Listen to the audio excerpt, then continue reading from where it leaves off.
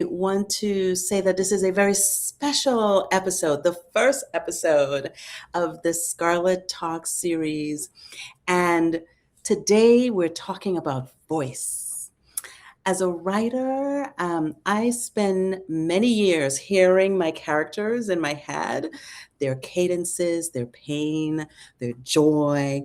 And there's nothing like the moment when someone else steps up to the microphone and breathes actual life into them. And so my guest today is the woman who did exactly that for Scarlet Birthright, What They Left Behind. LaGeorgia Chambers. LaGeorgia Chambers is a Jamaican American voiceover artist whose work spans everything from luxury brand promos to animation and documentaries.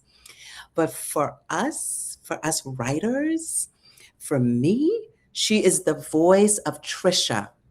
She's the voice of Margaret. She's the voice of Mary and the deep intergenerational love of this Trinidad family. I am so honored to welcome her today to talk about her craft, our shared Caribbean roots, and the beautiful news about our audiobook now streaming on ODIYO, ODIYO, the Caribbean's first audiobook streaming application. So, LaGeorgia, from the moment I heard your audition, I knew you understood the soul of Scarlet Birthright. You brought such natural, sultry warmth to the narration, but you also captured the deep, sometimes painful love that exists within this family. When you first read the script, what was the moment or the character that made you say, I know exactly who these people are. I need to tell their story? So, hi everyone. So for me, it's from the very beginning. It was the language. As a Jamaican, I felt that I was not far off from the Trini dialect, being that they were both Caribbean.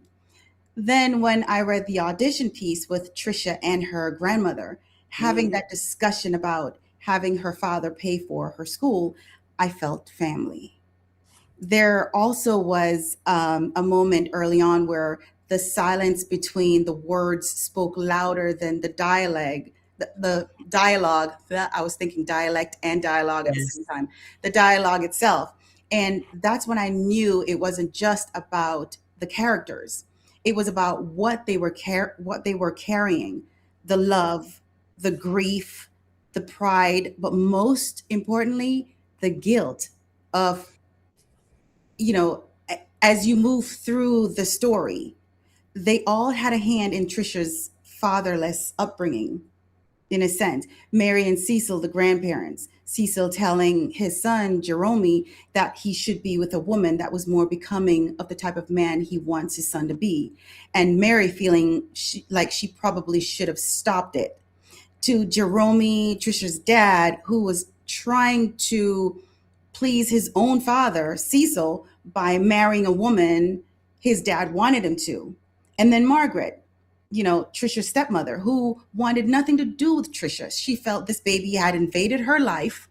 And, with her new husband throughout the story, I felt that Margaret knew that Jerome's true love was Trisha's mother. And Trisha would have been a constant reminder of that. And Margaret was not able to deal with that at all in any way. So she did not see that she was directly ripping apart a relationship between a father and his child. She learns that, unfortunately, when it was too late for her to correct what she did wrong. And finally, the stepsister. We did get a little bit of her perspective as well, which was nice. You could tell she wanted her sister. She wanted that relationship. Mm, Yeah, and I remember thinking, I don't just understand these people. I recognize them.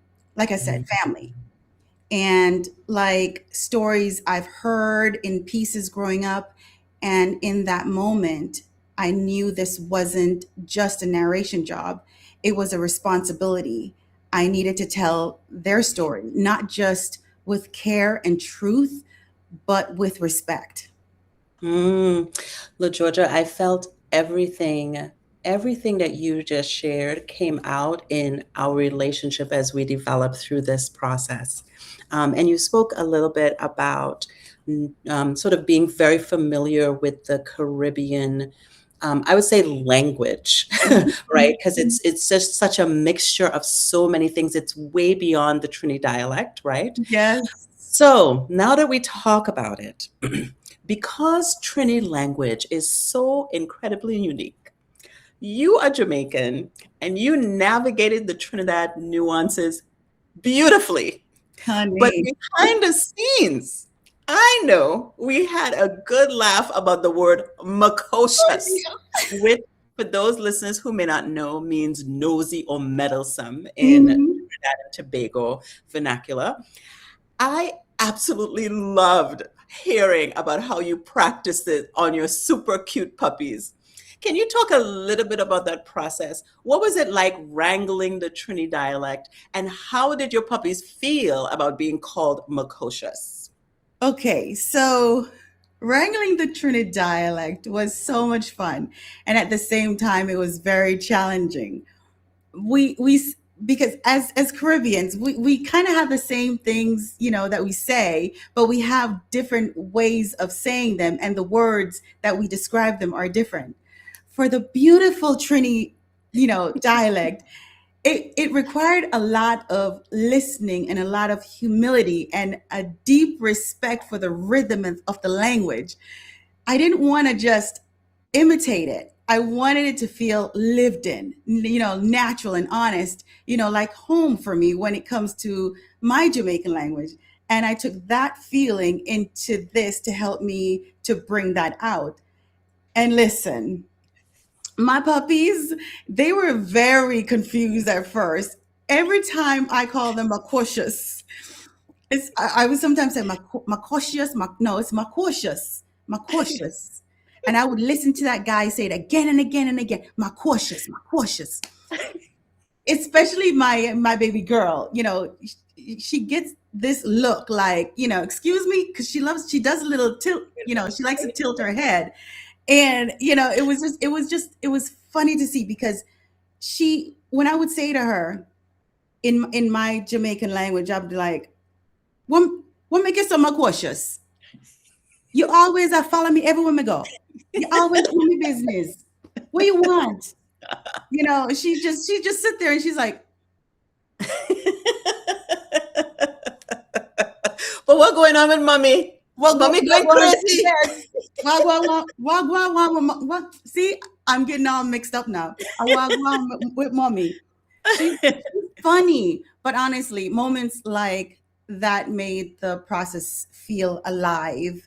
And Yes. it reminded me that language carries not just personality, but humor, culture, and getting that right was very, very, very, very, very, very important to me. It was I've very got to tell important to me. you, we didn't prepare this question, La Georgia. So what I would tell you is that one of the things that was meaningful to me was you also sharing that as we were growing up, our parents were very interesting in that they were always telling us how to speak and how it, and embracing the Trini dialect in Mhm. certain households is challenging. And so I remember you expressing that it was so good to be able to come out with this, and Yes. express this, which I thought was also very meaningful. And then I think that just the idea that, um, and what I wanted to bring out in this book was to not gatekeep or Mhm. press down Mhm. our expression and our forms of expression. I remember being in Trinidad, and I was at a Scribbles and Quills event, which is one of the independent bookstores that's so important to independent writers. Mhm. And one of the poets asked me, Justin Peer, I think, he asked me, did I, when I was writing it, cater to a global, audience. And I said, actually, I wrote it as they came. Mm-hmm. What I did put into the the back matter of the book was the translations of all of that. Yes. But I just love, just my last comment is that I feel so blessed to be living in this world today, because in order to have that conversation with you, in order to have you represented, you understood almost like the code switching that we do all the time. Mm-hmm. And being able to tune into something like YouTube to actually have me find somebody saying the word and breaking it down Yes. so that a narrator could get it. And Mm-hmm. you taking the time to do that was so precious and wonderful. Now, talking about just going further and not doing the minimum, one of the things that you opted to do is in the final part of the book. So the book is divided into 3 parts, I would say. The first part is mostly around Jerome, the father, right? The second part is really about the daughter, Trisha. Mm-hmm. And then the third part came much later and has a very different tone and tenor than the rest of the book. And it Mm-hmm. really is where the mother finally has a voice. And you chose to sing for the audiobook of this. I wanted to know, and I didn't demand it. I just said, this is a calypso, and you gave it your all, and we did it exactly as you brought it. But what was your process then around, and this is around the intimacy of the microphone and really that expression. And I feel like voice acting is such a vulnerable art form. Mm-hmm. How was that process for you? Just to get the singing part out of it. Yes. So I don't know, because I'm not a singer. I'm not a But singer. no one would know that if they listen to the book. I am not a singer, but I felt it. That's what I was talking about. That book. And it literally just came out. Your book is such a soul touching for any Caribbean person that reads it. I know calypso. I felt the calypso. I didn't have to look at any calypso videos to think of how to sing it. It just came out. Mm-hmm. And I wasn't afraid to do it. I asked you if I should, but I wasn't afraid to do it. I just did it because that's what the moment called for. Mm-hmm. And it just felt right. Look, I've never felt right about singing. there's no and anybody who knows me knows this. You will never find me up on a stage singing. So that just never happened. And I still think about it to today. I'm like, I actually sang and it's recorded. And now I've let the whole world know. Yes. But it came out of me naturally. Yes. I would And it say was your book that did that. I would say that you managed to create an incredible intimacy that makes the listener feel like they're sitting right next to them, like you're sitting right next to them. And you trained under, I think, David Goldberg at Yes. Edge Studio, Yes. and you credit him in your website, right, of helping you create that emotion to intention. And so, how do you tap into that emotional well when you're recording a particularly heavy or tender scene? Well,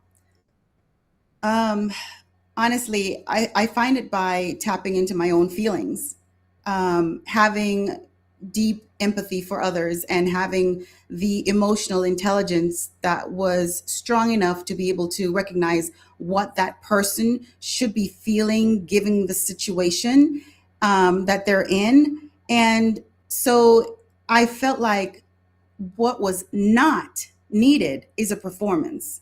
And what was needed was the experience. Mm-hmm. The best compliment I received was from my friend Patricia after hearing the excerpt from chapter 6.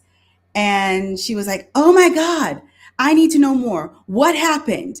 And that was the feeling I wanted people to take from that. What happened? What comes next? I have to know more. So Mm-hmm. drawing from my own life, I, have experienced moments of love like most people, but unlike most people, my experience of loss is heavier than most. And Mm, it's with me even now, even my vulnerability. So accessing those feelings, within this recent century, decade, I should say, it's not century, but decade, is very easy mm-hmm. for me to jump into. Mm. And Thank you for opening yourself up to that as well. I didn't know that part, so yeah, that's absolutely lovely. And I think that it's another way of working through yes, loss, yes, right? yes, Yes. yes, Okay, so bringing the Caribbean to life on audio. So, as a Caribbean author, it means everything to me to have the authentic Caribbean voices bringing my work to life, right? Which is part of why having this story on the audio platform is so special. yes. But what does it mean to you as a Jamaican voice artist to be part of this growing movement that is finally preserving and elevating authentic Caribbean soundscapes and literature on a platform built just for us? This is the first platform dedicated to Caribbean audiobooks. What does that mean for you? It means everything, truly. As a Jamaican voice and also a voice artist, being part of a movement that honors and elevates authentic Caribbean voices is deeply personal. For so long, our stories have been filtered and softened to fit outside expectations. But now we're telling them as they are, rich, layered, and unapologetically ours. To contribute to that, to help preserve our sound and cadence. Um, our cultural truth is something I don't take lightly. It's legacy work, and I'm proud to be a part of that. And I know that you're not hearing the Jamaican coming out of me right now. The reason Put for it that, here. Get your vex. I was vexed for a very long time. I, much like many other Jamaicans, had a parent or two, for me, it was one parent, that when I was a little girl, every word spoken, this woman was on me. Speak proper English. To me, when you do that, you're stripping that person's culture from them. But Yeah. they don't know that. All they're Yes. thinking They is that, want you to survive in this world. yes. And Yeah. much like Cecil, Jeromy's dad, bringing it back to the book, this was the way in which to do Yes. it when he wanted his son to marry someone else, other than seeing that his life and Trisha's life would have been much richer had he married the woman he truly loved. You Yeah. know, they And thought even they I knew think best. I try to also represent that in the book Yes. because in truth, um, Trisha's mother was not speaking in the acceptable way, you know. And I think that that was really something that I heard growing up. It sounds like you heard it too, Yes. you know, Yes. completely. And Um, oh my gosh, I remember a parent of someone whose parents were Trinidadian, and she was born here. And when they heard her speaking like me, because I didn't, as a child, you don't necessarily know that you sound a particular way, right? But I remember this mother saying to her daughter, "You are not, you are American. And I was like, "Oh my God." Like I Yes. thought that was just, but that's what they did. But I Mm-hmm. think that actually honoring it and bringing it back to a platform like this and Mm-hmm. hearing literature spoken in our ways is so powerful. And it's such a beautiful language. It It's is. It is. Everybody else admires it. Why not us, right? Yes, because Right? it's funny because this book made me look at her doing that to me very differently. And I was able to forgive her for taking my accent because she thought she was doing something good for me. That was how she was loving me. Yes. And I saw that, Cecil was loving Jerome. He Yes. wanted the best for him. So, minalanga We're vex with us. imperfect. We're human. We're human. We're human. Yeah, Let's minalanga talk vex about with us. the narrator's journey. The narrator's journey. This is my last question for you. Yes, Yes. today.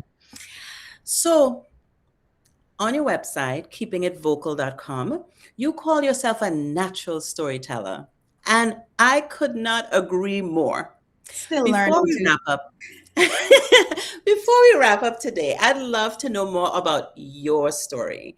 You've done everything from commercial campaigns to Audi training videos. By the way, my husband loves Audi. And now you're bringing it to complex Caribbean historical fiction and bringing that fiction to life. What is the most fulfilling part of your voiceover journey for you? And what kinds of stories do you hope to lend your beautiful voice to next? Well,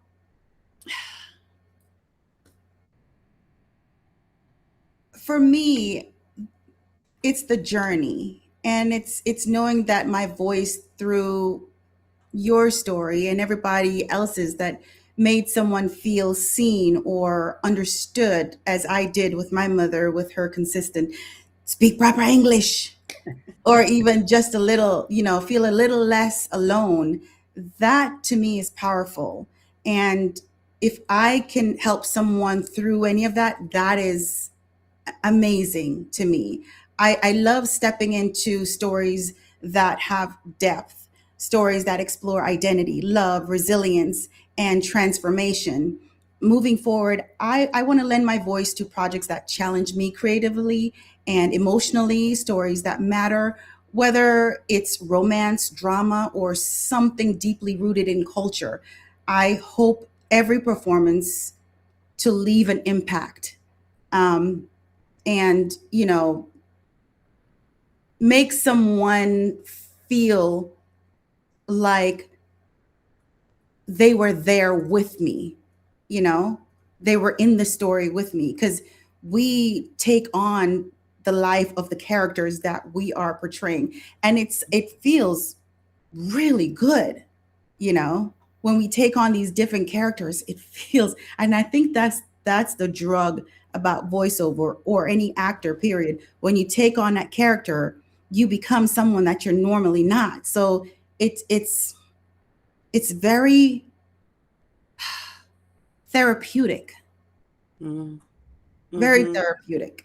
I love it. I love it. So, how do people get in touch with you if there are other creatives that want you to do this and give this gift to them as well? How do people contact you or get your services?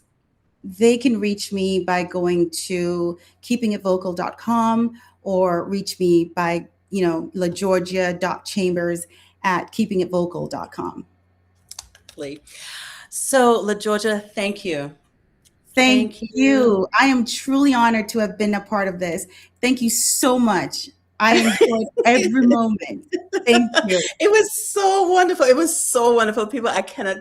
Working with the Georgia was amazing, amazing. We became friends. Yes, absolutely. It was. We were meant to be. It was meant to be. I always believe in this thing about divine order, and absolutely, we were meant to be, right? Yes. And more importantly, I want you to know that I am so grateful for you treating my words with such reverence. You're a true partner.